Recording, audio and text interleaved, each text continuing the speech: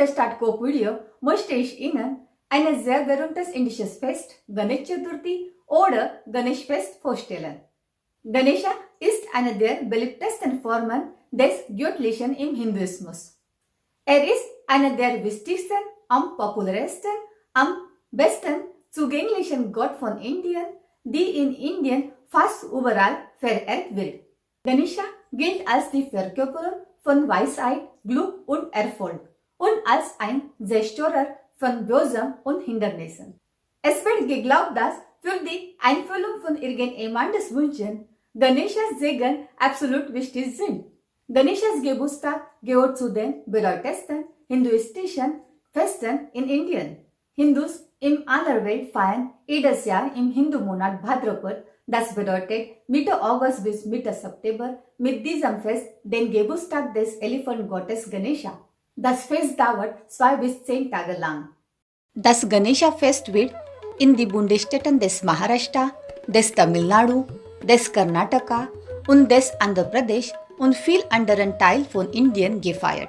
Ganesha wird gefragt, wenn man Glück, Erfolg oder gutes Gelingen für den Weg oder am Anfang einer neuen Unternehmung braucht. Beispielsweise für eine Reise, Hochzeit, Hausbau, Geschäftsprüfung, Klausur oder den Beginn eines neuen Tages. Er steht für jeden neuen Anfang und verkörpert Weisheit und Intelligenz. Zu seinen Angelegenheiten gehören die Musik, Tanz, Schrift und Literatur. Und er ist der Herr über die Wissenschaften und Gott des Handels. Ganeshas Geburt.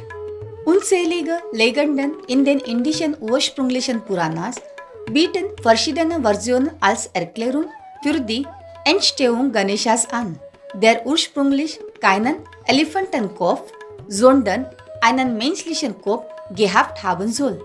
Als Lord Shiva gerade nicht zu Hause war, Parvati, Shivas Frau, formte Ganesha aus Lehm, übergoss ihn mit Wasser aus dem Gangas und erwagte ihn so zu leben. Dann setzte sie Ganesha als Wache vor ihr Haus. Als Lord Shiva nach Hause zurückkehrte, versperrte ihn Ganesha den Zutritt. Wütend Lord Shiva schlug ihm den Kopf ab. Als Lord Shiva danach bemerkte, dass er gerade Parvatis Sohn getötet hatte, befahl er seinen Dienern, den Kopf eines Lebewesens zu bringen. Die Truppen fanden einen Elefanten und brachten dessen Kopf, den Lord Shiva am Körper des Jungen befestigte. Lord Shiva gab Ganesha das Leben zurück und machte ihn zum Führer seines Heeres. Seitdem trug er den Namen Ganpati, das bedeutet Gebieter der Scharen. Lord Shiva segnete Ganesha, damit die Leute ihm huldigen und vor jedem Unterfangen um seine Hilfe bitten würden. Ganesha-Anbetung und Prozessionen waren bereits im 18. Jahrhundert in ländlichen und städtischen Hindu-Bevölkerungsgruppen in sozialen Kasten und Klassen in und um den größten Teil der Region Maharashtra in Indien beliebt. 1893 lobte der indische Sozialaktivist und Freiheitskämpfer Herr Lokmanya Tilak in seiner Zeitung Kesari die Feiern des öffentlichen Ganesha-Fest und widmete seine Bemühungen, das jährliche Inlandsfest in eine große, gut organisierte öffentliche Veranstaltung zu starten. Herr Lokmanya Tilak erkannte Lord Ganeshas Appell als den Gott für alle an und wählte Ganesha als den Gott, der alle vereint, und baute so eine Basiseinheit auf, um sich der britischen Kolonialherrschaft zu widersetzen. Er war der erste, der große öffentliche Bilder von Lord Ganesha in Pavillons der Präsidentschaft von Bombay und anderen feierlichen Veranstaltungen des Fests installierte. Herr Lokmanya Tilak hat dabei das Ganesha-Fest zu einem Massenereignis der Gemeinschaft auszubauen und es wurde zu einer idealen Bühne für kulturelle Aktivitäten wie Talentshow, Poesiekonzerten, Theaterstücken und Volkstänzen. Das Fest gab den Indern ein Gefühl der Einheit und belebte ihren patriotischen Geist und Glauben wieder in der britischen Kolonialherrschaft. Häufig wird Lord Ganeshas mit dem Mantra Ganpati Bappa Moria, Mangalmurti Moria verehrt.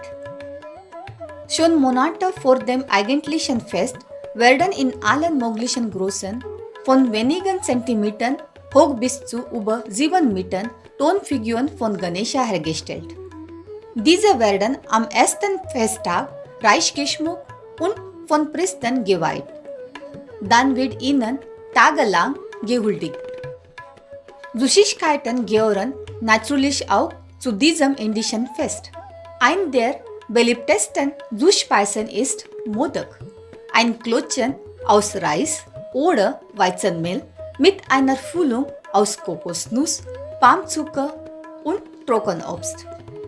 Die Klötzchen werden entweder gedampft oder frittiert.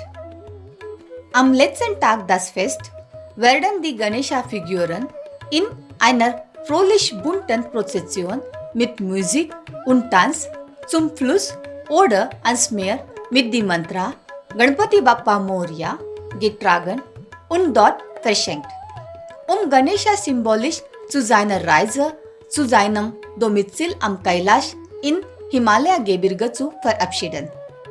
Mit ihm soll dann auch alles Unglück verschwinden.